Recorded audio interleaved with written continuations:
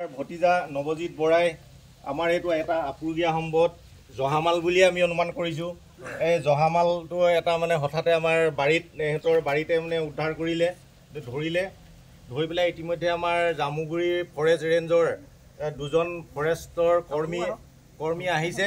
তেখেতলোকৰ হাতত আমি এই জহামালটো আপুৰুগীয়া সম্পদটো আমি তেখেতলোকৰ হাতত আমি চঞ্জাই দিবলৈ লৈছোঁ। এইটো আজি আমাৰ বাৰীত হঠাতে ওলোৱা এটা জহামাল উদ্ধাৰ কৰিলোঁ।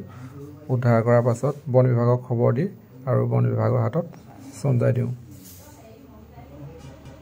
ভতিজা নৱজিত বৰাই আমাৰ এইটো এটা আপুৰুগীয়া সম্পদ জহামাল বুলি আমি অনুমান কৰিছোঁ। এই জহামালটো এটা মানে হঠাতে আমাৰ সিহঁতৰ বাৰীতে মানে উদ্ধাৰ কৰিলে, ধৰি পেলাই ইতিমধ্যে আমাৰ জামুগুৰি ফৰেষ্ট ৰেঞ্জৰ দুজন ফৰেষ্টৰ কৰ্মী আহিছে। তেখেতলোকৰ হাতত আমি এই জহামালটো আপুৰুগীয়া সম্পদটো আমি তেখেতলোকৰ হাতত আমি চঞ্জাই দিবলৈ লৈছোঁ।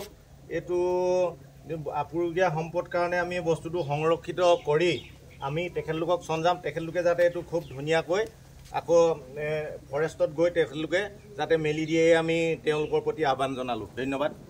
তেখেতলোকক আমি চঞ্জাই দিছোঁ।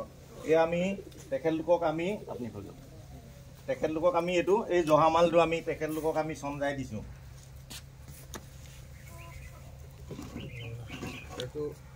এইফালে সোমাব, পাৰ হৈ গুচি যাব।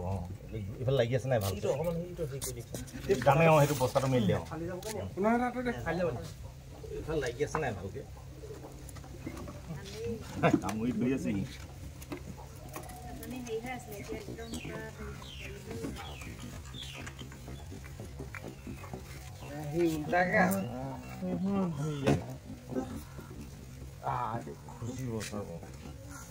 বস